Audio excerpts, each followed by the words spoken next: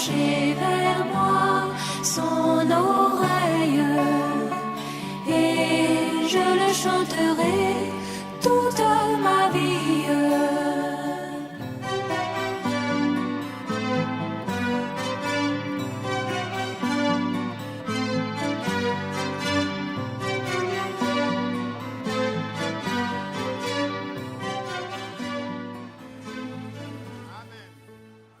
Gloire à Dieu. Aux rives éternelles, bientôt, nous verrons le port tant attendu. Que la gloire soit rendue à notre Dieu. Ça doit remplir nos cœurs d'enthousiasme. Parce que, frères, nous ne sommes pas en train de croire des choses habilement conçues par des doctrines, par des docteurs dans des grandes écoles, mais nous avons reçu ce qui vient directement du trône de la grâce de Dieu.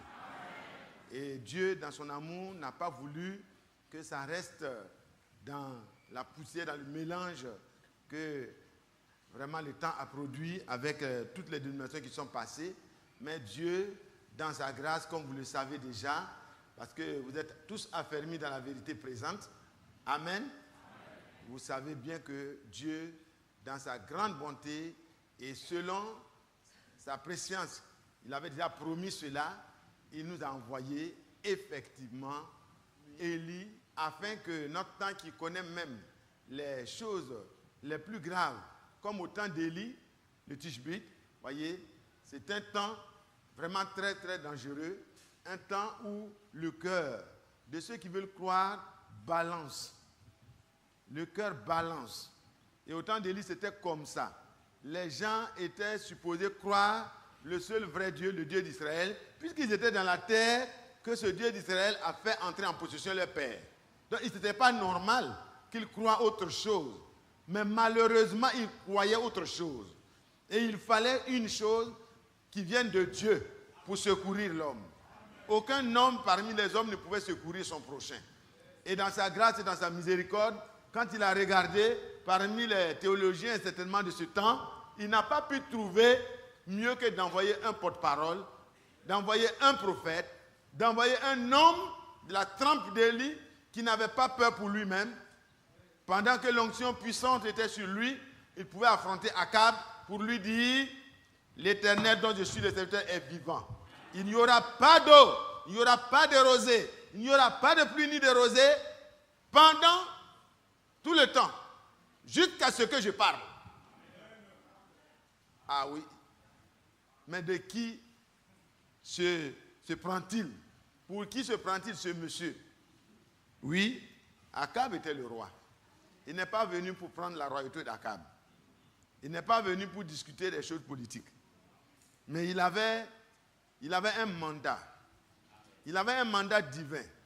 Il n'avait pas reçu ce mandat dans une grande congrégation, dans une petite congrégation, dans une église, dans un conseil écuménique ou bien dans un conseil, un concile. Non, il n'avait pas reçu son mandat de quelqu'un de terrestre.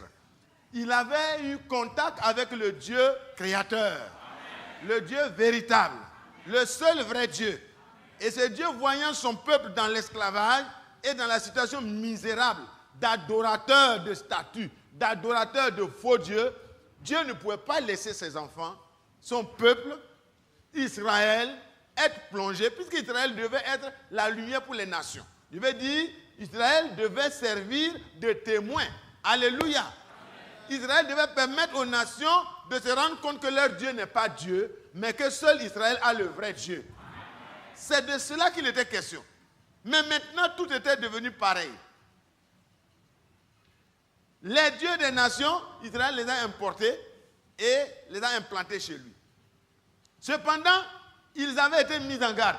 Lorsque vous entrerez dans le pays de la promesse et que vous allez prospérer, vous allez aller bien parce que Dieu vous a promis un pays où coule le lait et le miel, ne commettez pas l'erreur comme ces dieux des nations que j'ai chassés devant vous, en vous tournant vers leurs images ou vers les choses que vous allez voir et qui sont glorieuses, pour commencer à adorer comme eux les choses qui ont été créées par Dieu ou alors fabriquées par vous-même.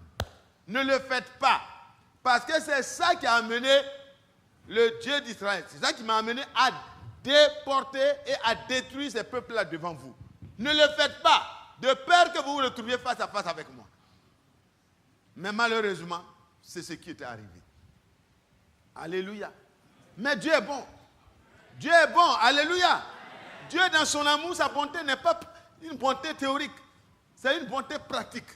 Alléluia. Et le chrétien aussi doit avoir une bonté pratique. Parce que nous émanons de Dieu. Nous sommes de Dieu, nous sommes sortis de Dieu et nous avons la même nature que Dieu si nous sommes vraiment chrétiens. Alléluia. Alléluia. Nous aspirons à la même sainteté parce qu'il a dit soyez saints car je suis saint. Alléluia. Et si vous invoquez comme Père, celui qui juge avec justice et sans vraiment d'acception de personne, alors la conduite de chaque jour doit être dans la crainte et le tremblement. Parce que tant que vraiment nous sommes fidèles à ce que Dieu nous a dit, Dieu est fidèle plus que fidèle. Parce que c'est de lui que tire la source de la fidélité. C'est lui qui est le seul fidèle. Et c'est pourquoi tous ceux qui sont connectés à lui deviennent fidèles. Alléluia. Quand on parle de bonté, c'est lui qui est seul bon. Maintenant, quand quelqu'un est connecté à lui, il tire sa source, sa substance de lui, alors il peut être bon. Alléluia. Parce qu'il a dit, soyez bon comme votre Père est bon. Alléluia. Soyez parfait comme votre Père Céleste est parfait. Lui seul est parfait. Mais quand quelqu'un naît de lui, alors il peut être parfait. Et il doit être parfait. Alléluia. Alors frère, fini les excuses qu'on peut se trouver. Fini les excuses. On ne peut pas continuellement se trouver des excuses par rapport à notre mauvaise conduite. Ce n'est pas normal, frère. Nous ne venons pas de la terre. Nous ne partons pas vers les choses de la terre. Nous venons de Dieu et nous retournons à Dieu. Alléluia. Dieu a envoyé Élie et Élie est venu et il a ordonné que la terre ne soit plus arrosée. Les gens prenaient, quand il a parlé, les gens prenaient ça à la légère. Bon, 2 jours sans pluie, ça arrive, hein. Bon, il peut arriver 1 mois sans pluie, c'est pas vrai? Est-ce qu'ici aussi il n'y a pas de saison où on a fait 1 mois sans pluie? Mais alors quand ça s'avançait, 2 mois, 3 mois, 4 mois, 5 mois, et les météorologues ont commencé à faire vous savez, il n'y a rien de nouveau sur la terre, hein. Ce qui existe a déjà existé. Alléluia. Et ça, ce n'est pas de la philosophie, c'est la parole de Dieu que je cite. Que Dieu soit loué. Donc, si vous croyez que vous avez découvert quelque chose de nouveau, vous êtes vraiment un retardataire. Parce que ce qui existe a déjà existé. C'est pas vrai? Les créateurs de mode, les femmes qui se fardent là, qui mettent la peinture à gauche, à droite, on rase ici, on met des choses nouvelles, et puis on met des choses rouges sur les lèvres, on veut devenir plus belle que ce qu'on est. Et puis finalement, quand on voit que les gens ne remarquent pas tout ça, on laisse les cuisses dehors, on laisse les jambes dehors. Et puis comme les gens ne remarquent pas, c'est les seins on laisse dehors. Et comme les gens ne remarquent pas, on laisse le dos. Et finalement, on laisse tout dehors. Les hommes vont arriver, les femmes vont arriver à un moment donné où, tellement elles veulent se faire voir par les clients, elles vont laisser tout dehors. Mais réellement, même quand c'est comme ça, les clients deviennent rares. Parce qu'ils sont dégoûtés de ce que tout le monde voit. C'est pour cela que le vrai chrétien ne cherche pas de clients. Le vrai chrétien marche dans la sainteté. Il n'a pas besoin de se découvrir. Donc quand vous cousez votre habit, soyez certain que le tailleur va respecter ce que vous dites. Ne vous laissez pas mouiller. Est-ce que vous comprenez? Si c'est mal cousu, ne portez pas. Dites, oh Seigneur, tu as vu mon cœur. Je ne voulais pas un habit pareil. Il faut me montrer une soeur qui peut me recommencer mon habit là. Même s'il faut raccommoder. Si vous voyez une soeur dont l'habit a été raccommodé et que ça devient à la mode de Dieu, ne vous occupez pas de la mode qu'elle a créée. Vous savez, nous sommes devenus des créateurs de mode à cause de ce que le monde nous impose. Alléluia. Moi, je préfère serrer mon cou avec quelque chose, en tout cas, que de montrer ma dignité, les choses qui sont réservées. Vous voyez, on ne peut pas montrer ce qui est réservé à tout le monde. Est-ce que vous comprenez? Les sœurs, ce n'est pas parce que frère Badi ou frère Isaac ou frère ou frère Ali sont compliqués. Non, ce n'est pas parce que frère Branham est compliqué. On dit non, il n'aime pas les femmes. Il aime trop crier sur les femmes. Pourtant, les femmes sont des femmes dignes. Des dignitaires comme ça qui viennent dans ton église, tu cries sur eux, mais elles vont partir. Oui, si elles doivent partir, qu'elles partent. Vous savez, frère, je préfère avoir 10 personnes qui veulent aller au ciel que d'avoir 10 000 personnes qui viennent uniquement pour se faire voir. Dites Amen. Parce que Dieu n'a pas peur du nombre. Hein? Au temps de Noé, il a sauvé 8 et il a détruit tout le reste. Si vous ne voulez pas marcher avec la parole de Dieu, continuez à être rebelle, continuez à contredire la parole de Dieu à la maison, continuez à vivre comme vous voulez, mais c'est certain que le jour de l'enlèvement, Dieu prendra ceux qui ont écouté la voix d'Élie. Parce qu'il a dit en 1933, de même que Jean-Baptiste a été envoyé comme précurseur pour préparer ma première venue, de même tu es envoyé avec un message. C'est de ce message que nous sommes porteurs. Nous ne sommes pas en train de parler notre propre message. Nous parlons le message de Dieu. C'est pourquoi vous êtes tenus, vous qui êtes les fils et les filles de Dieu, vous êtes tenus au respect de la parole de Dieu strictement. Parce que ce que sa bouche dit, sa main l'accomplit. S'il vous a dit quelque chose, il va l'accomplir. Que ce soit en bien, que ce soit en mal. Pour ceux qui obéissent, pour celles qui obéissent, pour celles qui se remettent en cause, pour celles qui se mettent à genoux, pour celles qui prennent du temps pour dire Seigneur, mon cœur n'arrive pas, mais je vais assez t'aimer. Je vais assez t'aimer. Frère Badi aime ce cantique, mais frère, vous pensez que c'est parce qu'il aime ça comme ça dans la mélodie? Non, c'est parce que ce qui est dit dedans, c'est vrai. Nous devons assez aimer Dieu au point d'être prêts à tout sacrifier pour ce Dieu. Élie, pour qui te prends-tu? Il dit oui, si je ne parle pas à nouveau, il n'y aura pas de rosée, il n'y aura pas de pluie. Pourquoi il pouvait être sûr? Il savait qu'il est sorti de la présence de Dieu. Dieu lui a dit quelque chose et c'est le Dieu immuable. Il dit oui, mes arrêts sont irrévocables. Alléluia. Ce que je déclare est obligé de s'accomplir. Et quand il le déclare par Élie, Élie est sûr de ce qu'il dit. Et Dieu lui dit, bon, va au torrent. Je vais ordonner à des corbeaux. C'est merveilleux. Hein? Des corbeaux qui vont se charger de prendre la nourriture pour transporter ça au prophète. Et il y a l'eau fraîche au torrent. Il est là, il médite. Alléluia. Il est dans la présence de Dieu. Ce n'est pas un fainéant, hein? Il est à l'œuvre. Hein? Alléluia. Est-ce que vous comprenez? Parce qu'il y a des gens qui pensent que non, il faut être toujours partout en train de courir. Et puis on va dire, ouais, je suis en train de partir. Non, il faut être là où Dieu veut que tu sois. Au moment où il veut que tu sois. Sinon, tu es un vrai fainéant. Alléluia. Parce que tu fais beaucoup de choses et puis tu ne fais pas ce que Dieu veut, c'est que tu ne fais rien. Au contraire, même tu crées des problèmes. Parce que si tu es là où Dieu ne veut pas que tu sois, tu crées des troubles. Tu crées du désordre. Tu crées des problèmes. Moi, je l'ai appris à mes dépens. Et vous aussi, vous l'avez appris certainement. Partout, vous avez fait des choses où Dieu ne vous a pas dit de faire là. Il n'y a pas eu de problème. Qui peut dire qu'il n'a jamais eu de problème? Partout, vous avez eu des problèmes. Vérifiez bien. Ce n'est pas avec l'ordre de Dieu. Dites Amen.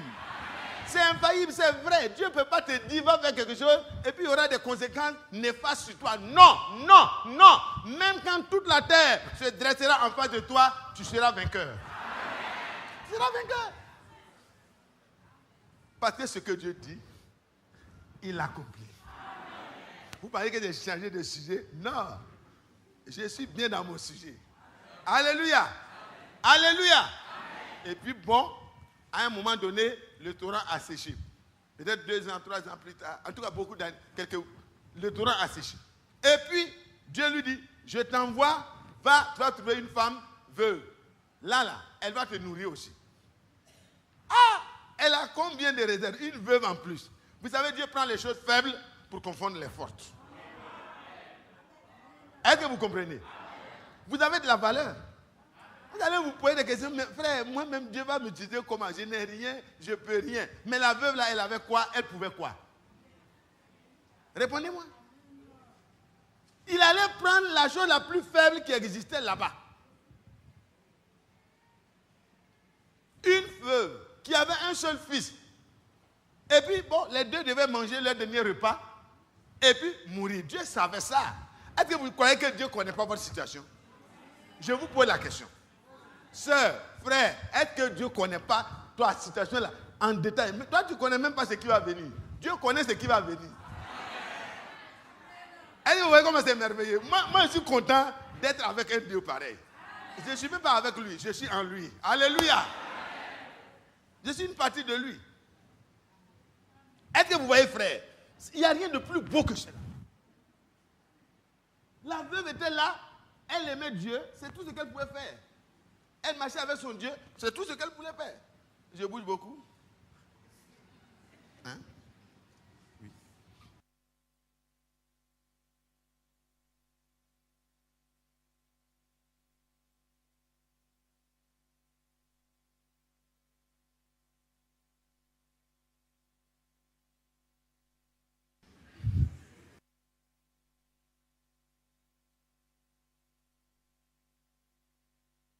Je me sens mieux. Il a dit, mais qui t'a dit de porter? Mes frères, que Dieu vous bénisse. Gloire à Dieu. Amen. Gloire à Dieu. Amen. Gloire à Dieu. Amen. La veuve, elle se sentait incapable de quoi que ce soit, mais c'est bien là que Dieu a envoyé son prophète. Amen. Et toi, dans cette génération, de quoi es-tu capable? Frère, regardez-vous. Regardez-vous. Même si vous avez une situation sociale reluisante, mais qu'est-ce que cela en comparaison de la Nouvelle Jérusalem où moi je vais marcher sur des rues pavées d'or? Allez me montrer quel est votre... Même si vous avez des milliards dans votre compte bancaire, ça ne peut pas valoir un lingot d'or. Alléluia. Amen. Moi, petit Mathias, je vais marcher dans des rues pavées d'or. Toi, tel que tu es, dans la condition d'humilité et d'effacement, tu ne vaux rien dans ton quartier. Bon, je ne vais pas dire que tu ne vaux rien. Peut-être que tu es important. Mais en comparaison de ceux qui sont grands là, vraiment, tu n'es pas vraiment connu. Hein, frère.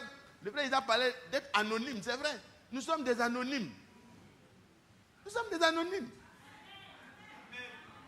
Mais c'est de ces anonymes-là que Dieu a décidé de faire des fils et des filles du Dieu très haut. Le secours d'en haut n'est pas réservé à autre personne, c'est à vous et moi. Directement. Directement. Quand il s'agit de nous sauver là, Dieu entend entre lui-même en scène. Dites Amen.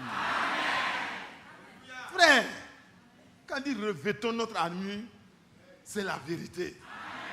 Nous ne devons pas marcher faiblement. Nous devons marcher fermement. Alléluia. Parce que notre force n'est pas en nous-mêmes, mais en celui qui nous rend forts. Et Paul pouvait dire, moi je peux tout. Comment quelqu'un peut dire je peux tout? Il dit, mais je puis tout par celui qui me rend fort. Me fortifier, ça veut dire me rendre fort. Je ne suis pas grammairien. Mais vous savez, frère, Dieu nous rend fort. Et alors cette femme était faible. Elle était affaiblie. Les derniers repas, souvent, on les prend avec un peu de précaution. Peut-être elle a commencé à diminuer la ration jusqu'à... C'est la dernière ration. Une poignée de farine, un peu d'huile. Je prends 2 morceaux de bois. Je vais entrer. Je vais faire la dernière cuisine. Mon fils et moi, nous allons manger. Ça veut dire que son fils mange d'abord et elle mange un peu. Et puis, dans tous les cas, les deux vont mourir. Ça, c'était le programme humain. Même le ministère des Affaires sociales n'avait plus de moyens. C'était fini. Même si le frère qui était là, il ne pouvait rien faire. Le DAF n'avait plus de fonds. Vous comprenez? Et Dieu avait un fonds réservé quelque part. Vous savez, frère, Dieu a un fonds réservé qui vous est réservé. À vous et moi. Ah, ce n'est pas vous seulement. Hein. Nous est réservé. Et puis au moment où la mort commençait à s'approcher de la fenêtre, bon, j'ai tué plusieurs personnes. Et madame la veuve, c'est vrai que vous êtes vraiment téméraire. Vous pensez que Dieu va vous sauver, mais je vais venir aujourd'hui. Après votre dernier repas, je vais vous prendre. J'imagine un peu la scène, quoi. Puis la mort s'est préparée. Vous savez, la mort, elle a piqué partout. Même les patriarches, elle les a vaincus. Bon, mais Dieu, il nous prend au moment opportun. Elle voulait prendre la femme là prématurément. Alors que dans le programme de Dieu, ce n'était même pas encore là. Alléluia. Alors, pendant que la femme était en train de prendre ses bois pour préparer le dernier repas, dans son cœur, c'était comme ça. Son fils aussi savait que c'était le dernier repas et tout le monde était mort autour d'eux peut-être. Et elle était là. Elle sort, elle voit un homme qui apparaît. Un inconnu. Je vous en prie, frère, soyez hospitaliers à l'égard de tous. Ne pensez pas qu'en donnant à quelqu'un, vous allez finir vos réserves. Non. Au contraire, Dieu, il veut que vous puissiez, celui qui prête aux pauvres, prête à Dieu. Amen. Et Dieu va le lui rendre. Amen. Quand votre frère est dans le besoin, ne fermez pas vos entrailles. Mais je n'ai pas dit d'aller dire, frère, tu as entendu la prédication. Si vous partez faire comme ça, frère, chasse-le. Est-ce que vous comprenez? Parce qu'il y a des gens qui sont là, ils saisissent des opportunités, ils s'en vont, ils fatiguent tout le monde. Ce n'est pas juste. Le chrétien n'est pas un perturbateur de la quiétude familiale des autres. Le chrétien est sage. Mais si le chrétien est dans une situation où vraiment il est dans le besoin, vous savez, Jésus a parlé de quelqu'un qui est parti pour demander l'aide de son ami.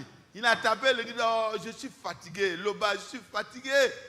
Hey, je suis fatigué. Ce n'est pas parce que le frère le fatigue tous les jours, hein, mais le besoin était là ce jour-là. Amen. Amen. Il dit, mais je ne vais pas partir aussi parce que j'ai besoin de ça. J'ai un étranger, je n'ai rien. Toi, tu sais que tu as du pain en réserve. Alléluia. C'est son ami, il sait qu'il y a eu beaucoup de pains qui sont entrés. Alors, s'il y a du pain, mon cher, c'est pour moi aussi. Alléluia. Il a tapé, il a continué. Il a dit, bon, ok.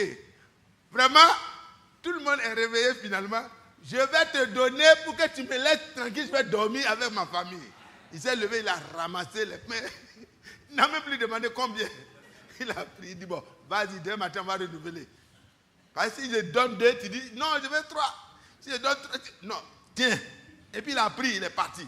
Il n'a plus dérangé. C'est son ami. Alléluia. Amen. C'est son ami. Alors mon frère, je ne veux pas dire qu'il faut aller prendre les réserves de mon frère ou les réserves de ta soeur. Que Dieu te bénisse. Donc la veuve, revenons à elle. La veuve, elle était dans le dernier retranchement. Et Élie arrive et elle écoute.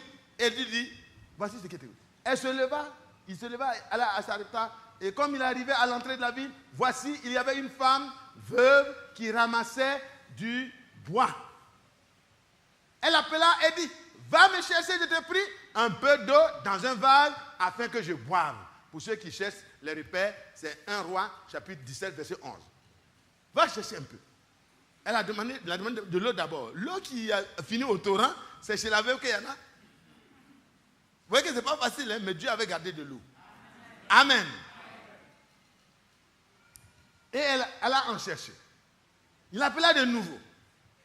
Tu as demandé de l'eau, tu as eu. Il faut partir. Mais il ne va pas partir parce qu'il est venu pour que la veuve ait la vie. Parfois, les gens, quand ils viennent vers vous là, c'est parce que Dieu veut réaliser une promesse envers vous, que Dieu les envoie vers vous. Si tu es un pauvre, si tu lui prêtes, Dieu va te rendre jusqu'à ce que toi-même tu vas oublier que tu avais donné à une. Parce que c'était tellement.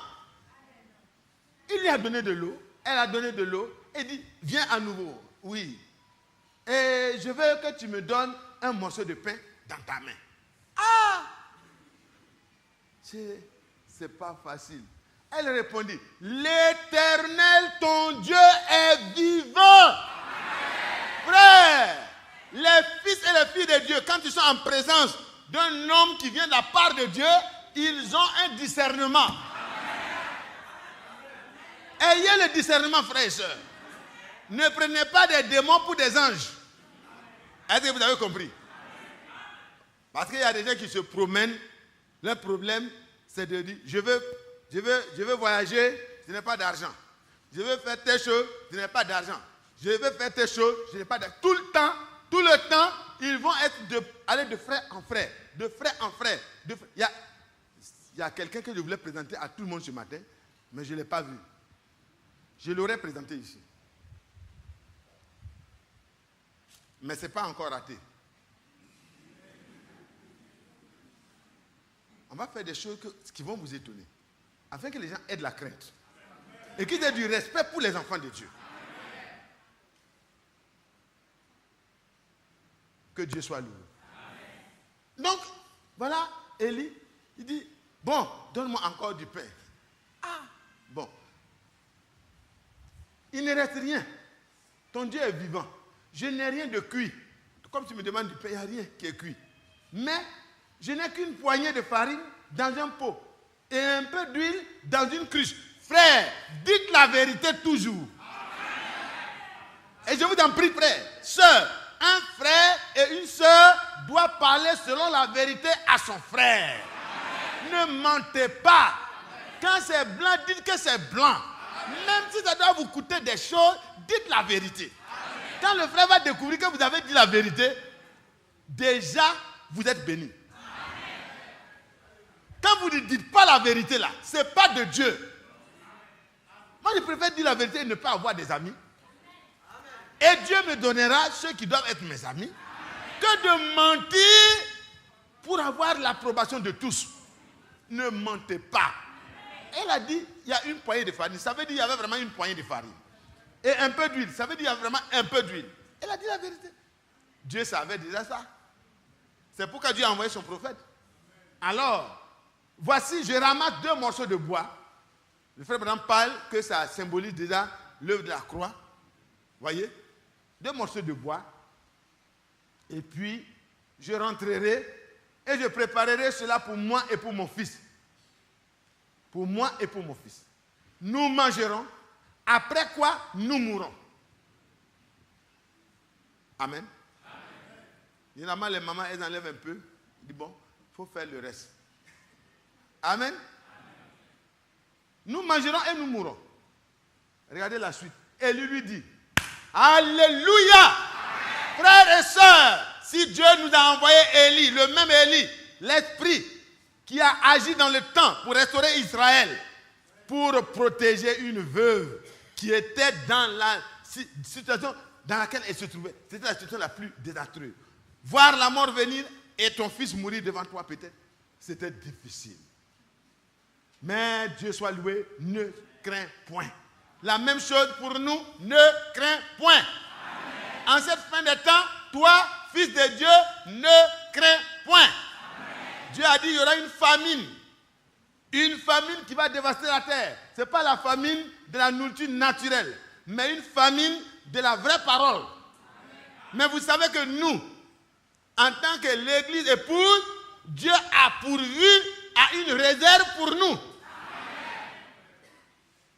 La femme veuve, elle avait perdu son mari naturel. Mais elle avait eu un époux. Elle avait le Dieu d'Israël pour prendre soin d'elle. Moi, je préfère perdre ma communion avec le monde et avoir Jésus pour s'occuper de moi. Jésus sait bien s'occuper de toi. Il connaît les moindres détails de tes besoins. Alléluia. Alléluia. Oh, Dieu est vraiment bon. Donc ne crains plus. Rentre. Fais comme tu as dit. Tu devais préparer, non? Il faut préparer. Tes problèmes là, je connais ça. Amen. Seulement, prépare d'abord avec cela un petit gâteau pour moi. Ah, là encore, Dieu d'abord. Mais toi, Jésus, vraiment, bon, tu me l'apporteras. Et tu en feras ensuite pour toi et pour ton fils. Car ainsi parle l'Éternel, le Dieu d'Israël dont la parole est immuable. S'il parle, tu peux te reposer sur ça. Tu peux dormir sur ça. Tu peux rester dans ça. Toute la terre va s'écrouler, mais tu resteras comme dans la maison de Rahab. Alléluia. Les murailles de Jéricho se sont renversées, mais la maison de Rahab a été préservée. Amen. Si Dieu a parlé, tu peux rester tranquille. Amen. Alors, l'Éternel, ainsi parle l'Éternel, le Dieu d'Israël, la farine qui est dans le pot ne manquera point. Et l'huile qui est dans la cruche ne diminuera point. Jusqu'au jour où l'Éternel fera tomber de la pluie sur la face du sol. Amen. Frère, comment peux-tu croire une telle parole et puis finir ta dernière réserve? C'est une parole qui est sortie. Mais si cette parole, tu as discerné que c'est sorti de la bouche de Dieu, il ne faut plus faire de calculs. la seule porte de sortie pour ton salut, c'est d'obéir. Qui a cru que Dieu a parlé dans notre temps? Qui a cru que Dieu a envoyé un Élie dans notre temps? Qui a cru que l'église épouse doit recevoir Élie avec foi? Qui a cru que la parole qui sort de la bouche d'Élie n'est pas la parole d'Élie, mais la parole du Dieu d'Israël, l'Éternel, le Jéhovah de l'Ancien Testament et le Jésus-Christ du Nouveau Testament? Alléluia! Frère Branham n'est pas Dieu, il n'est pas Jésus-Christ comme les tonnéristes le disent. Il est un prophète promis, envoyé de Dieu. Amen. Il est Élie qui a été promis pour rétablir toutes choses. Amen. Votre amen n'est pas suffisant. Ah, frère, en fait de telles choses-là, est-ce qu'on a besoin de te demander de dire amen? C'est un amen. Parce que ça veut dire c'est vrai. Je suis d'accord avec. Vous voyez comment, de la même manière qu'il prenait soin de cette veuve, il prend soin de toi et moi. Oh, mais c'est beau. Il dit, il n'a pas dit pour tout le monde, hein? Toi et ta maison là. Lui, la farine ne manquera point et l'huile ne manquera point jusqu'à ce que Dieu fasse venir la pluie. Vous pensez que Dieu ne lui a pas donné de l'eau? Moi, je pense que l'eau qui restait là aussi n'a pas fini. Parce que quand tu finis de manger, même si c'est 30 minutes après, selon les scientifiques, ou 40 minutes, en tout cas, il faut boire. Parce que notre corps est composé en grande partie d'eau. Amen. J'ai appris ça des scientifiques. Ils ont fait les analyses. En fait, ils n'ont rien inventé. Ils ont fait les analyses. Et c'est pourquoi ils parlent de recherche. Eux, ils recherchent, mais Dieu ne recherche pas, il déclare. Alléluia. Il déclare. Gloire à Dieu. Gloire à Dieu. Amen. Dieu s'est préoccupé de cette femme. Elle alla et elle fit selon la parole d'Élie. Et pendant longtemps, elle eut de quoi manger, elle et sa famille, aussi bien qu'Élie. Vous savez quand on dit sa famille, je ne sais pas si c'est son enfant là seulement, mais vraiment sa famille là, on dirait que c'est un peu large. Mais déjà, même si c'est avec son enfant seulement, c'est un miracle. Mais on dit elle, on n'a pas dit elle et son enfant. Mais on dit elle et sa famille. Je ne sais pas des choses, hein. Mais je veux dire elle et sa famille. Je m'imagine que peut-être son tonton peut dire, ah, on dirait que chez toi il a mangé un peu. Elle peut donner. Alléluia. Ah, si moi j'ai à manger et puis ma grande sœur Thérèse Maudry vient et dit, ah, Martha, on dirait que chez toi là, il y en a un peu. Quand même, hein, je ne peux pas fermer les entrées. Non, pour moi là, j'ai reçu ainsi dit le Seigneur. Mon cher ami, ah, il a dit que j'aurais à manger moi et ma famille. Mais moi aussi je fais partie de ta parenté. Alléluia. Est-ce que vous pensez une femme qui est gentille comme ça, là, elle va manger seule? En tout cas, je sais que tous ceux qui venaient sous couvert, peut-être qu'ils gagnaient un peu. Un petit morceau. Et ils mangent et ils sont à leur faim. Dans le secret. Il dit, mais où est ton grenier? Il dit, viens voir. Amen. Si une de ses amies intimes venait lui demander, mais où est ton grenier? Depuis longtemps, on dit, toi tu es en forme là. Qu'est-ce qui se passe? Dis-moi ton secret. Et elle va montrer la petite poignée de farine et un peu d'huile. Il dit, mais ça c'est la dernière préparation. Donc toi aussi tu vas mourir. Il dit, non, je ne peux pas mourir. La parole de Dieu me nourrit. Est-ce que vous pensez que c'est la farine là? C'est l'huile là? C'est la parole de Dieu qui la nourrissait. Ainsi parle l'Éternel. C'est ça qui la maintenait en vie. Mon ami, Élie a parlé. On va commencer maintenant pour nous. Alléluia. Alléluia. Oh, je vous aime, frère. Je veux qu'on participe à ce que Dieu fait dans notre temps. Il a dit, je t'envoie avec un message qui préparera mes élus pour ma seconde venue. Préparera, c'est nous. Ce n'est pas lui-même. Parce que les tonnéristes, normalement, s'ils sont honnêtes, ils doivent pouvoir avouer que leur doctrine est fausse. Puisque Frère Branham est mort.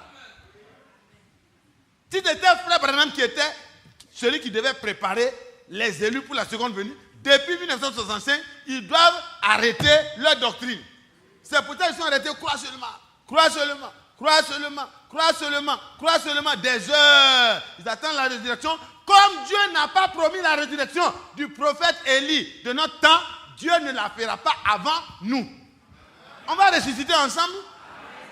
Est-ce que ce n'est pas vrai? Il va être réuni auprès des autres. Il sera là-bas. Il sera comme Pierre. Il sera comme Paul. Il sera comme les apôtres. Ils seront dans l'attente. Dans un endroit heureux. Où les bienheureux se reposent. Leur âme n'est pas tourmentée. Leur âme est dans la joie. Dans la paix. Comme chaque croyant qui meurt. Vous savez, je vais vous rappeler une chose. Si il vous arrivait d'avoir la grâce de mourir,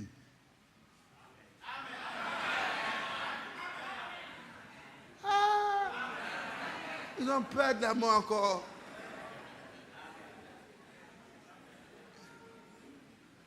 Ce qui est dangereux, c'est de naître. Parce que quand vous naissez, il y a tous les problèmes qui vous attendent. Demandez au bébé pourquoi il pleure. Mais quand le frère meurt, est-ce qu'il pleure? Est-ce que ce n'est pas vrai? Parce que dans le Seigneur Jésus-Christ, la mort qui était le dernier ennemi a été engloutie dans la victoire. Alléluia! La mort qui fait peur à tout le monde là, notre Seigneur l'a attrapé. Dans le langage vulgaire, il l'a d'abat, il l'a terrassé, il l'a culbuté, il l'a mis à terre. Et Satan était désemparé parce que c'était ça qui était son arme. Et puis c'était l'aiguillon, le péché. Tout ça là, Jésus a tout pris. Et Satan était en train de fuir, il l'a rattrapé. Beau. Il n'y avait pas deux vainqueurs. Il a rattrapé tout ce qui était autour de Satan. La mort, le péché, le séjour des morts où il gardait tout. Il a tout mis. Et il a mis la clé ici. Il a suspendu ça. Et il dit, parce que je vis, vous vivrez aussi. Alléluia. Frères et sœurs, pourquoi as-tu peur? Maladie, tu commences à pleurer, faire le programme. Bon, au cas où je dois mourir, vraiment c'est difficile. Non! Si tu ne dois pas mourir, tu ne mourras pas. Tu ne mourras pas. Satan n'a pas de pouvoir. Il a quel pouvoir encore? Jésus a dit, tout pouvoir m'a été donné. Alors, quand tout pouvoir est dans les mains de celui qui t'aime, quel pouvoir est dans les mains de Satan? Dites-moi. Non, répondez-moi. Rien. Donc, il ne peut même plus t'obliger à pécher. Dis non, si tu ne fais pas, si tu ne te donnes pas là, il ne va plus payer ta maison. Payer ta maison là, c'est ça qui est la vie. Il ne va plus te donner à manger. Ne pas manger, tu l'appelles. Il dit, la veuve de Sarepta là, personne ne lui donnait à manger. C'est Dieu qui a parlé. Et c'est sa parole qui devenait une nourriture renouvelée chaque fois pour elle. Moi aussi, je veux expérimenter dans mon temps la parole d'Élie le prophète. Veux-tu cela? Le Dieu immuable. Le Dieu dont les paroles sont irrévocables. Dont les arrêts sont sans appel. Alléluia. Quand il parle, lui-même se charge de mettre en application ce qu'il a parlé. C'est ça qui fait que je suis fier de lui. Je veux marcher avec lui. Je veux cheminer avec lui. Je veux marcher dans ses voies. Que Dieu vous bénisse. Que Dieu vous bénisse. N'ayez plus peur. N'ayez plus crainte. Si la maladie vient, redressez-vous. Et dites, je sais d'où tu viens. Tu as eu un commencement. C'est après la chute. Moi, je n'ai pas de commencement. Vous avez peur de dire ça? Mais vous êtes une partie de Dieu. Vous êtes apparu un jour, mais avant votre apparition sur la terre, vous existez dans la pensée de Dieu. Donc rien ne peut couper votre trajectoire. Peut-être juste une maladie, peut-être juste un sommeil. Alléluia. Un somme. Mon frère Léon a failli dormir avant nous. Mais Dieu a dit, non, ce n'est pas encore le temps. Alléluia. Mais ça ne fait pas peur. Ça faisait peur avant. Mais ça ne fait plus peur. Quand il a poussé ses cris, tout est accompli. Le diable, ça vient d'où? Peut-être ça vient d'où? Il a vu que toute la terre a tremblé, tout le séjour des mois a tremblé, toutes les rochers se sont fendus, les montagnes se sont écroulées. Et puis, les sépulcres se sont ouverts. Et les croyants, les gens qui avaient la vraie foi, pas une foi dans l'ombre, mais la vraie foi. Dites Amen. Il y a une seule foi. Celui qui a vu une foi dans l'ombre, c'est un séducteur. Il a été séduit lui-même. Et il est séducteur. Mais celui qui voit bien dans la parole de Dieu, il voit qu'Abraham n'a jamais douté. Dieu n'a jamais parlé de ça. Tu dis qu'il a ri. Il a ri. Et Dieu n'a pas dit qu'il a douté. Alors toi, tu vois plus que Dieu. Tu veux interpréter ce que Dieu a fait écrit? Non, laisse Dieu parler. Oh, que Dieu soit loué. Oh, on ne revient pas dans ça, mais on touche un peu quoi. Amen. Oh, je suis tellement fier de servir ce Dieu-là. Bon, vraiment, permettez-moi d'aller. Je voulais qu'on chante. On va chanter et puis on va commencer. Voilà, il a recommencé encore, lui et son papa là. Il dit c'est le vieux Isaac qui était assez gentil. Il faisait une prédication de 1 heure. Mais après lui aussi, il est passé à la vitesse supérieure. Il fait 3 heures. Ah! Donc finalement, avec qui on va pouvoir souffler un peu? Moi j'ai vu des gens qui sont approchés de moi. Ils m'ont dit, ah frère Mathias, on a des contraintes. Hein? J'ai dit oui, que Dieu vous bénisse. Qu'il vous vienne en aide dans vos contraintes.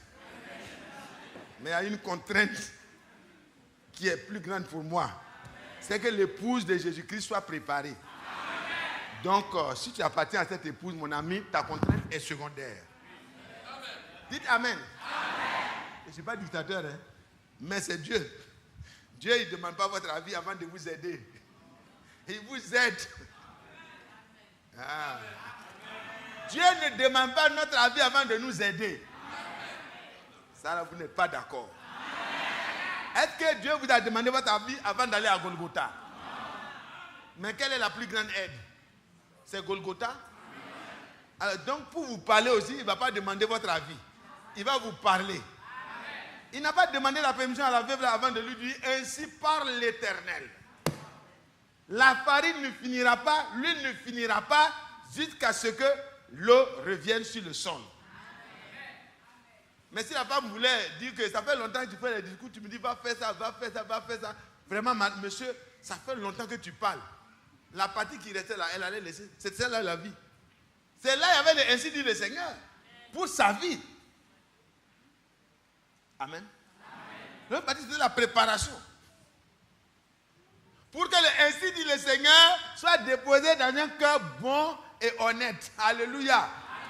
Un cœur bon et honnête. Frère Badi en a parlé. Que Dieu soit loué.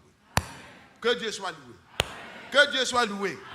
Je suis fier d'être l'un d'eux. Amen. Amen. Amen. Vraiment, je vous ai fatigué. 143. À la croix, au pied du Maître, à genoux, j'ai fait mon choix. Son disciple, je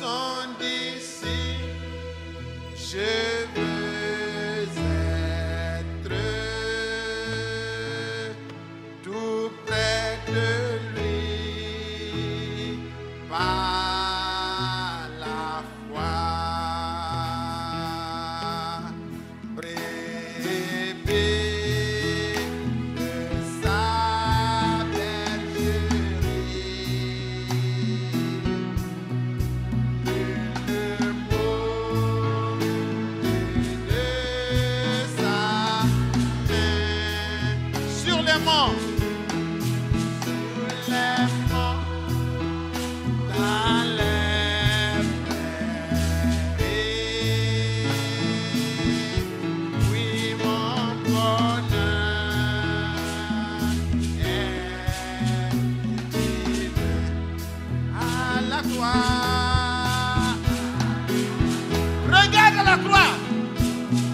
Le secours de Dieu est venu pour toi là-bas.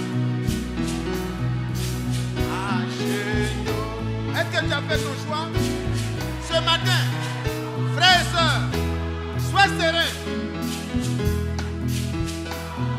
Est-ce que tu veux être vraiment son disciple?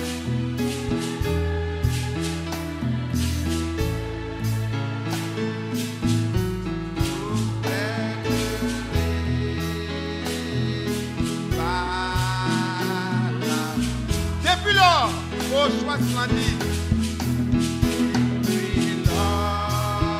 C'est le choix le plus important de ta vie. La joie demeure dans mon cœur.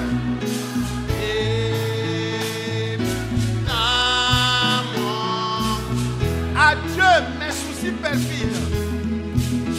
Adieu mes soucis perfides. Tu n'as plus le droit d'avoir des soucis. Par Jésus. Je suis vainqueur. Adieu vaine convoitise. Adieu vaine convoitise. Convoiter le monde. Du monde qui me tenta. J'ai trouvé la paix promise.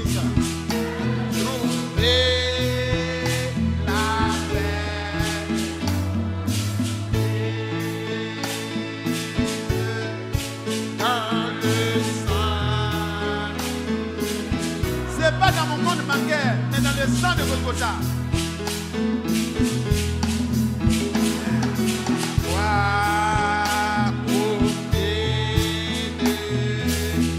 Fais le choix, mon frère. Fais le choix, ma soeur. Aie confiance en lui. Parce que sa promesse est vraie.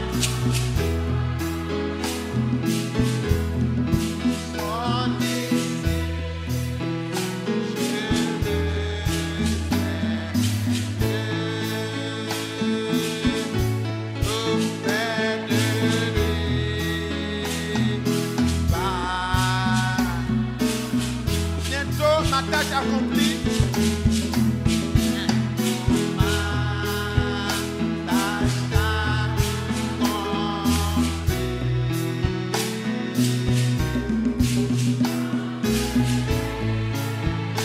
Tout droit au port. Où m'attend douce patrie? Où m'attend douce patrie?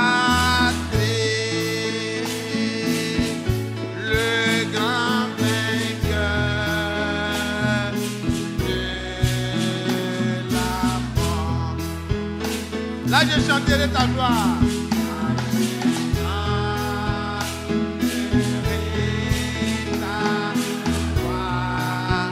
Oh, toi qui m'attends d'aimer.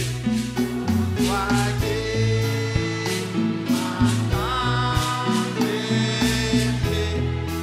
Et dont l'œuvre expiatoire.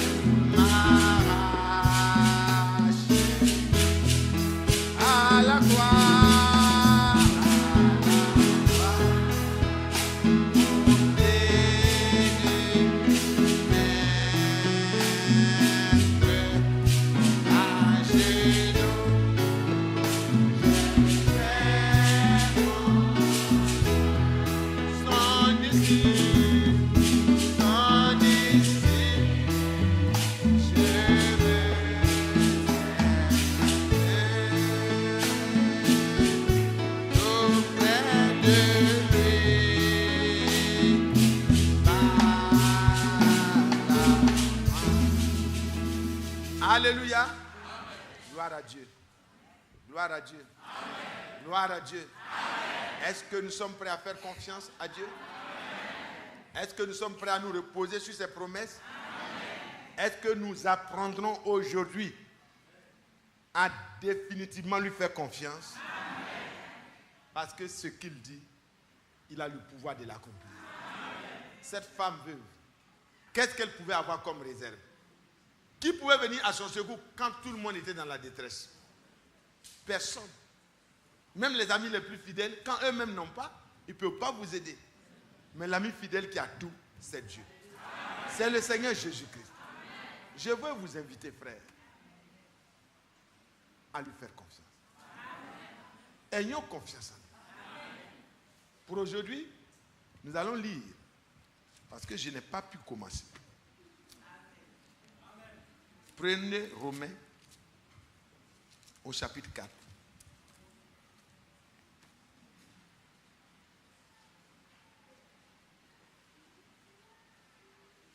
Au verset 16.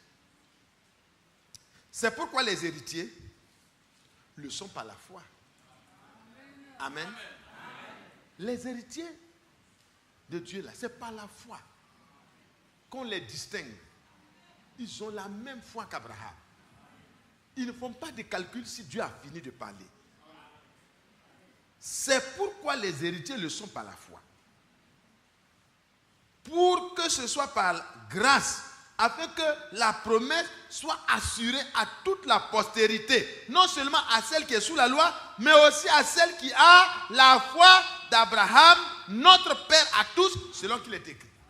Frères et sœurs, ce matin, par le message que Dieu nous a ramené, la foi véritable que les apôtres ont eue nous a été restaurée. Dieu n'a pas voulu qu'on croie dans des histoires que les églises créent. Mais Dieu a voulu qu'on ait une foi authentique.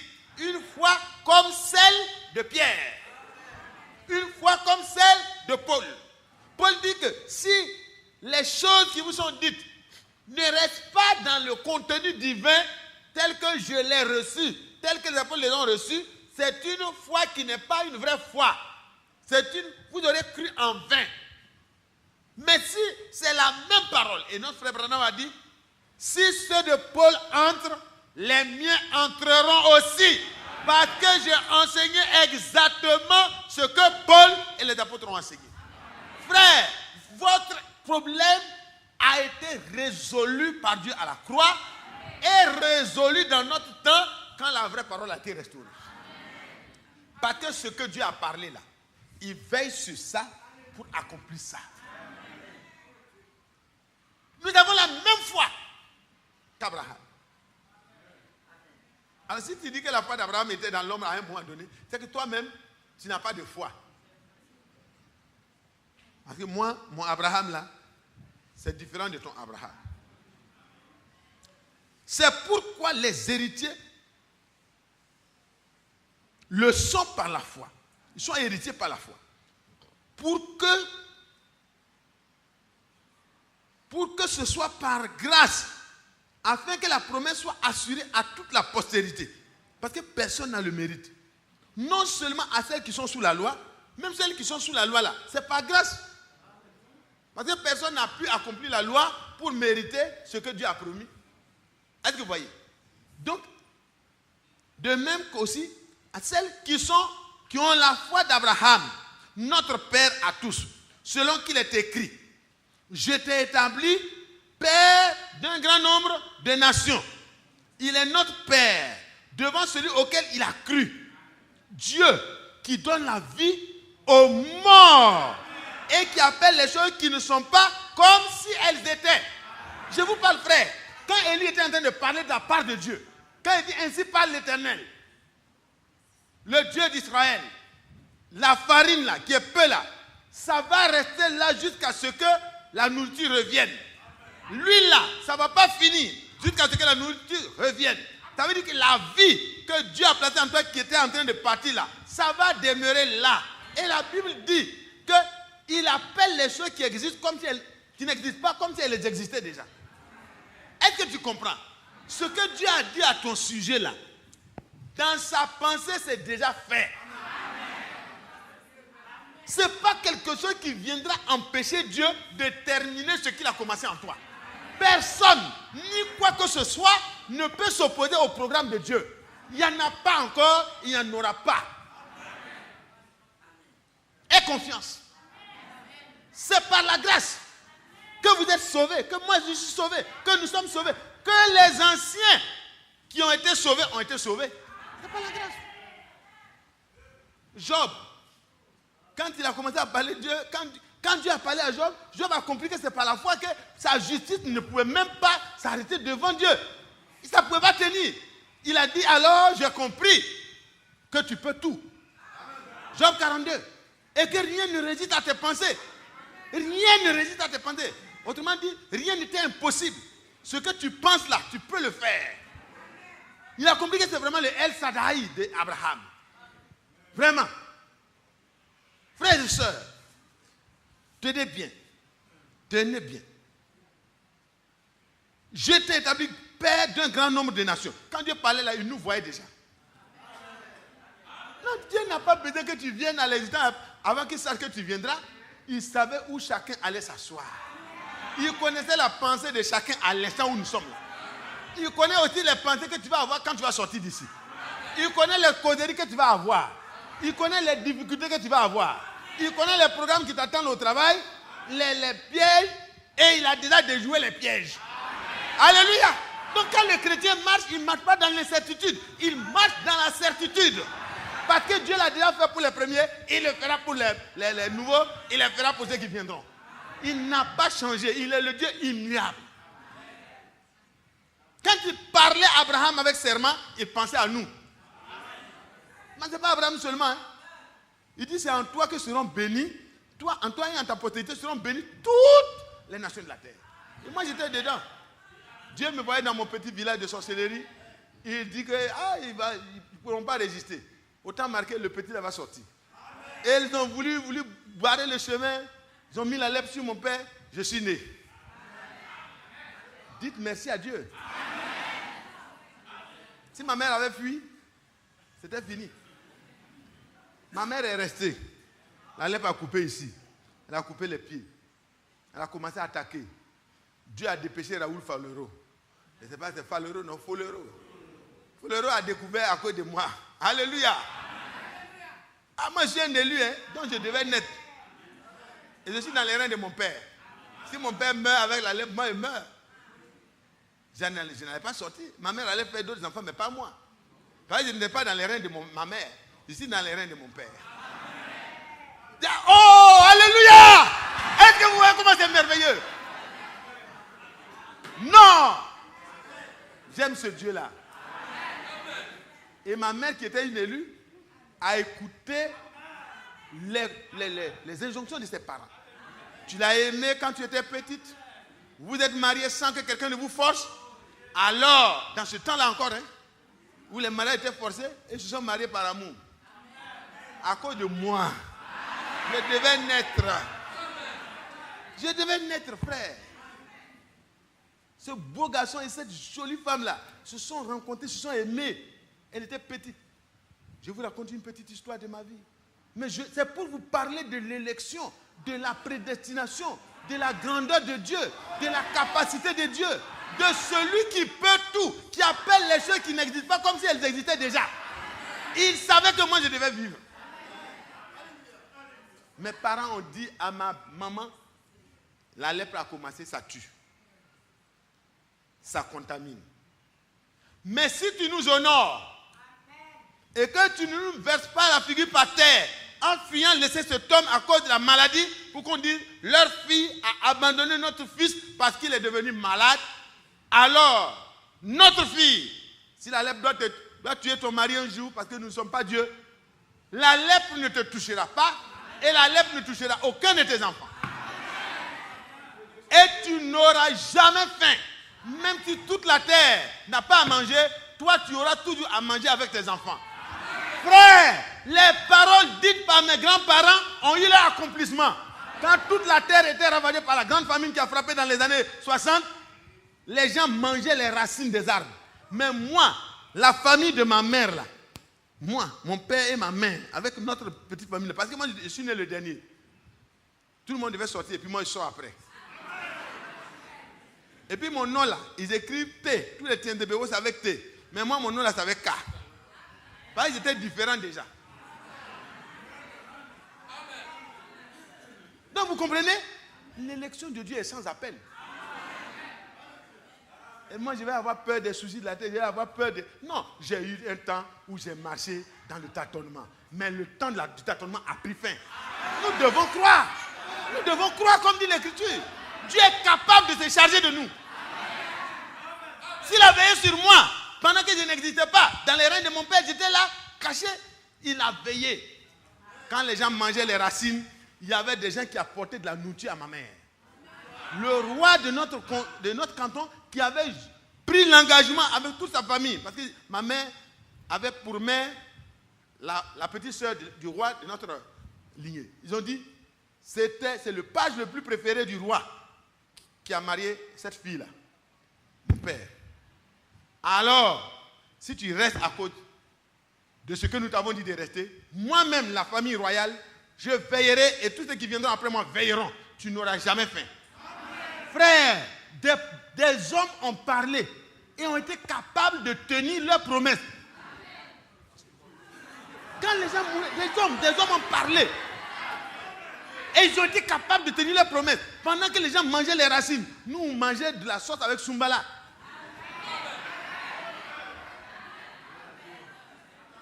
Moi, petit Mathias, là, je suis important devant Dieu. Hein? Amen. C'est merveilleux. C'est merveilleux. Et puis, 11 enfants sont nés successivement. Le diable en a retenu quelques-uns. Moi, je suis sorti. Quand je suis sorti, en tout cas le reste, je ne vous raconte pas. Que Dieu vous bénisse. Et je suis là aujourd'hui. Pas parce que Satan veut, mais parce que Dieu, qui appelle les choses qui n'existent pas comme si elles existaient déjà, et qui amène à la vie ce qui est mort, a voulu que moi je vive dans un corps d'un lépreux, pour vivre et pour être un cadeau à Dieu, un cadeau de Dieu à vous. Un cadeau de Dieu à vous. Donc si je me fais important un jour, ramenez-moi à l'ordre. Dites-moi, petit Mathias, n'oublie pas d'où tu viens. C'est la grâce de Dieu qui a fait que tu vis même. C'est la grâce de Dieu qui a fait que tu es devenu chrétien. C'est la grâce de Dieu qui a fait que tu peux aujourd'hui apporter quelque chose. Donc, il ne faut pas te prévaloir de quoi que ce soit. Qu'as-tu que tu n'aies reçu? Grâce sur grâce. C'est tout. C'est tout. Donc, le chrétien ne peut plus jamais se voir important. Le chrétien qui se voit important, qui parle de lui-même, allez lui dire, frère, arrête de parler de toi-même. Parle de Jésus. C'est lui qui est le merveilleux, le conseiller, le Dieu puissant, le prince de la paix, le Père éternel. C'est lui, c'est de lui qu'on veut entendre parler. Mais parfois, on rend témoignage un peu pour vous dire que nous sommes le produit de la grâce de Dieu. C'est tout. C'est tout, hein. Si on parle un peu, c'est pour vous dire que nous sommes le produit de la pure grâce de Dieu. Donc, j'étais en train de lire. Hein? Amen. Amen. Amen. Il est notre Père devant celui auquel il a cru. C'est qui? Non, c'est à qui il a cru? C'est l'Éternel, le Jéhovah Jireh, le Jéhovah Rapha, le El Shaddai, le Jésus-Christ. Dieu manifesté lui-même dans un corps de chair. Pour moi, mon salut. Regardez comment vous êtes important dans le programme de Dieu, dans la pensée de Dieu. Au point qu'il se déplace lui-même pour venir se cacher dans un corps semblable à notre corps pour nous racheter en tant que parents rédempteurs. Quand il te rachète, est-ce que Satan a été capable d'arrêter le programme de Dieu pour ton rachat? Il n'a pas été capable. Quand je vais venir la semaine prochaine, frère, je vais reprendre pour Israël et puis pour nous là. Amen. Comment Dieu a fait sortir Israël à bras étendus, selon sa promesse. Comment il a fait pour nous aussi, selon sa promesse. Et comment il va achever, parce qu'il a pu arriver à amener Israël à l'entrée de la terre qu'il lui a promis. Et nous aussi, il nous amènera à l'entrée de la promesse qui donne droit aux promesses. Est-ce que vous me comprenez? Amen. Que Dieu soit loué. Amen. Que Dieu soit loué. Je t'ai établi Père d'un grand nombre de nations. Il est notre Père devant celui auquel il a cru. Dieu qui donne la vie aux morts, qui appelle les choses qui ne sont point comme si elles étaient. Celles qui attendent des enfants là, croyez que les enfants sont déjà. Croyez. Frère Badi ne vous fait pas de l'enthousiasme. Ni frère Isaac, ni frère... Non, frère, c'est la vérité. C'est la vérité. Si Dieu vous a dit que dans sa maison, il n'y aura pas de femmes stériles, ni de femmes qui avortent, croyez ça. Croyez ça et prenez ça. Si ça dure 2 ans, 3 ans, 4 ans, il y en a, on a vu 13 ans. Pouf, c'est sorti. On a présenté Emmanuel ici. C'est pas de 13 ans, en tout cas beaucoup d'années. Ça ne vaut pas pour Abraham, mais en tout cas c'est arrivé. Pour Abraham, c'est 25 ans. Ne laissez pas Satan venir vous faire douter de la promesse de Dieu. Si Dieu a inspiré un homme à prier pour vous dans ce sens, et que c'est contenu dans la parole de Dieu, quelque part une promesse pareille, alors toi, enfant de Dieu, saisis-toi de cela. Parce qu'il amène à l'existence ce qui n'existe pas. Donne la vie aux morts. Si ton corps était mort, si même dans le frère, la semence était morte, ou était affaiblie comme allant vers la mort, au point que la course n'est plus possible. Il y a une compétition qui s'engage. C'est, comment on appelle ça? C'est un marathon. Dès que vous décidez d'avoir un enfant, il y a un marathon qui se fait dans les entrailles de la femme. Des millions sortent pour courir. Chacun veut avoir le premier prix. Et puis toi, tu es allé entrer. Tu es un miracle. Amen. Alléluia. Quand j'ai commencé à comprendre, j'ai dit, mais Seigneur, moi je suis plusieurs fois miracle. Ah, non, Dieu est bon, hein? Il est fort. Dieu est fort. Espérant contre toute espérance, il crut et devint le père d'un grand nombre de nations selon ce qui lui avait été dit. Telle sera ta postérité. Et sans faiblir dans la foi. Ça veut dire que même sa foi là, Dieu a rendu ça fort. Et ta foi là, Dieu a envoyé Élie dans ce temps-là pour que la vraie parole qui nourrit la vraie foi nourrisse ta foi pour que ta foi soit forte pour résister aux intempéries de notre temps. Amen. Dites Amen encore pour moi. Il n'y a rien qui peut nourrir la vraie foi aujourd'hui là. Les gens font du tapage. J'ai vu dans d'autres églises, on fait, le prédicateur essaie de courir un peu, il essaie de faire comme ça. Là, les frères aussi commencent à courir. Quand le prédicateur court, chacun veut courir. On dit, oh Seigneur, frère, prêche. Et c'est ça, on crée l'ambiance, on fait les trucs. Et puis, quand vous regardez, vous prenez, vous vérifiez, dans les Écritures, il n'y a rien. On crée la musique. Oh, Jésus va revenir. Oh. Et puis les frères, oh Jésus va. Il n'y a rien. Quand on arrive à la parole, tout le monde dort. Alors c'est quel Jésus qui va venir prendre des gens qui n'écoutent même pas sa parole? On a fait une convention avec un certain groupe. Ils ont dit, si vous ne prenez pas notre groupe musical pour faire beaucoup d'animation, nous ne participons pas à ça. Tu te souviens, non, frère? Il faut faire beaucoup il faut faire l'ambiance. Il faut créer l'ambiance. Est-ce que vous avez besoin de créer l'ambiance? L'ambiance artificielle est charnelle. Et ce qui est charnel n'est pas divin. Et le frère Paul, le vieux frère, pouvait dire, même les bonnes choses de la chair sont mauvaises. Ce qui n'est pas suscité par l'esprit est mauvais. Parce que ça vous donne une certaine impression de piété. Mais c'est faux. Ayant l'apparence de la piété, par les ambiances qu'il crée, il renie ce qui en fait la force.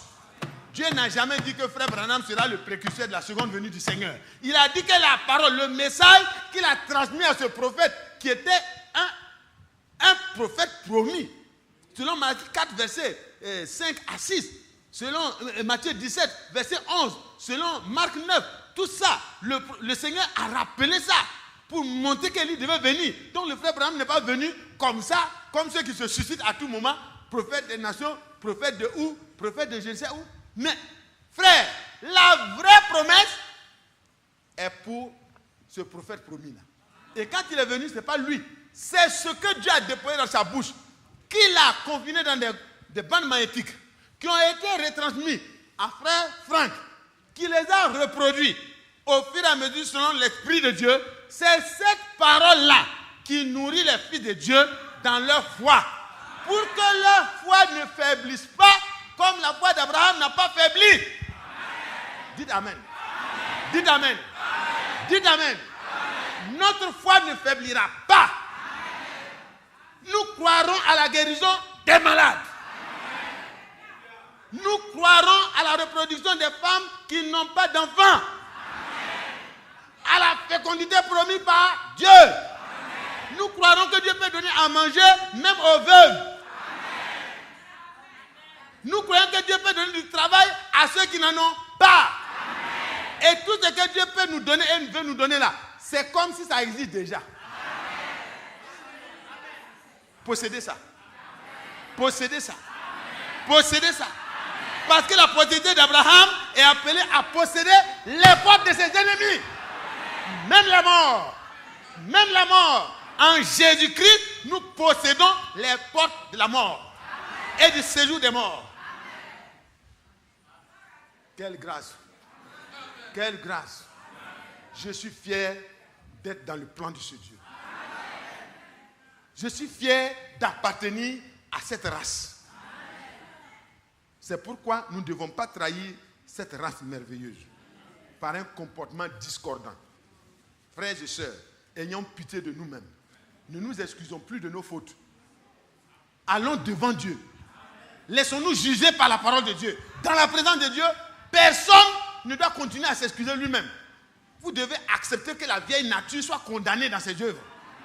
Et demander à Dieu, vis ta vie en moi. Que moi aussi je puisse dire comme Paul, ce n'est plus moi qui vis. L'autre vie a été crucifié. C'est Christ qui vit en moi. C'est possible. Frère Badi a prêché ici un jour, il a dit, est-ce que cette parole de l'écriture est accomplie en toi? J'ai une belle mémoire. Hein? Ah. Parce que c'est mon cœur qui retient. Et ça revient dans ma mémoire après. Alléluia. Alors quand vous mettez dans votre tête, si ça se chuchote, vous allez être surmené. Et ça va disparaître. Mais quand ça descend dans votre cœur, ça ne disparaît jamais. Au moment opportun, ça sort. Ça sort. Et vous vivez. Parce qu'il vit, vous vivrez aussi.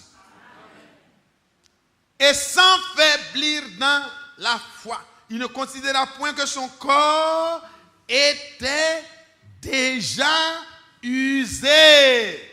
Des raisons profondes, scientifiquement, humainement, pour ne plus croire. Un corps déjà usé, ce n'est pas dans un corps usé qu'un bébé vient. Non. C'est pourquoi les gens font vite pour se marier. C'est ça qui fait qu'il y a des soeurs qui... frère, il faut prier parce que je commence à prendre de l'âge. Mon âge là. Si je prends trop d'âge, mon corps sera trop usé, je ne pourrai plus faire des enfants. Non, sœur, tu n'es pas de la catégorie des hommes ordinaires. Tu es de la catégorie des hommes extraordinaires. C'est pas vrai, frère Badi? Frère Isaac, est-ce que nous sommes des hommes ordinaires? Nous ne sommes plus des hommes ordinaires. Nous sommes des hommes nés d'hommes. Mais nous sommes nés de Dieu en plus. À partir de ce moment-là, on a une double nationalité, mais vraiment, il y a une qui dame sur l'autre. Gloire à Dieu. Moi, je suis d'en haut. De par ma naissance naturelle, je suis burkinabé. Mais, Votaï, burkinabé, vous voyez que ça change. Sur la terre, ça change. Mais là-bas, là, ça ne change pas. Moi, je préfère là-bas, là. Qui préfère là-bas, là? Si tu es de là-bas, là, regarde la sentence. Sans faiblir dans la foi, il ne considéra point que son corps était déjà usé, puisqu'il avait près de 100 ans, et que Sarah n'était plus en état d'avoir des enfants, puisqu'elle avait près de 90 ans. Les sœurs, 90 ans, peuvent avoir des enfants. Si Dieu dit à maman Barou Julienne qu'elle va faire des enfants, elle pourrait dire qu'elle ne va pas faire. Elle va faire. C'est là, moi je suis le grand garçon. Maintenant, celui qui va venir, ces petits les petits-fils que moi j'ai fait là, comment ils vont l'appeler? C'est tonton. Même si les petits, les tontons. Amen. Si c'est Dieu qui parle là, n'ayez pas peur. Oh, je crois que ce Dieu est merveilleux. Continuons. Sans faiblir dans la foi. Ne continuez pas que son corps était déjà usé. Puisqu'il avait près de 100 ans et que Sarah n'était plus en état d'avoir des enfants. Il ne douta point par incrédulité au sujet de la promesse de Dieu. Parce que l'incrédulité, c'est le doute au sujet de la promesse de Dieu. Et c'est ce doute-là que le frère Branham appelle le péché. Quand tu doutes de ce que Dieu a dit, c'est là que ce n'est pas bon. Abraham n'a jamais douté au sujet de la promesse de Dieu. Comment on peut dire qu'il a été incrédule un seul jour? Quand il était à Ur de Chaldée, peut-être, il ne connaissait pas Dieu. Donc Dieu ne lui a pas fait de promesse. Donc il n'a pas douté. C'est pas vrai? Quand il était là-bas, il était païen. Mais quand Dieu a fini de parler, dans Genèse 12, les choses ont changé. Il est sorti sans savoir où il allait. Il obéit et parti. Il se sépara de l'autre. Il fut vainqueur des rois. Il fit la communion avec Melchisédek. Dans Genèse 15, Dieu entra en scène encore. Il lui parla encore. Il ne douta point par incrédulité. Dieu lui montra les étoiles du ciel comme support visuel de la communication qu'il venait d'avoir. Amen. Oh, j'aime ce Dieu merveilleux. Alors, il ne douta point par incrédulité au sujet de la promesse de Dieu, mais il fut fortifié par la foi, donnant gloire à Dieu et ayant la pleine conviction que ce qu'il promet, il peut aussi. Ayant la pleine conviction, comme les enfants d'Abraham qui sont assis ici, ont la pleine conviction que ce que Dieu parle, ce que Dieu promet, il peut aussi,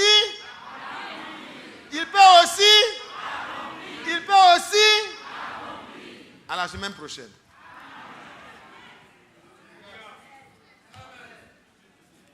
Je n'ai même pas commencé. La dernière partie, là, le dernier virage, là, on va le commencer. Amen.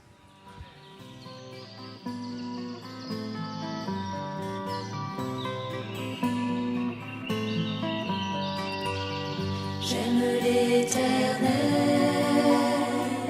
car il entend ma voix. Il a penché vers moi son oreille, et je le chanterai.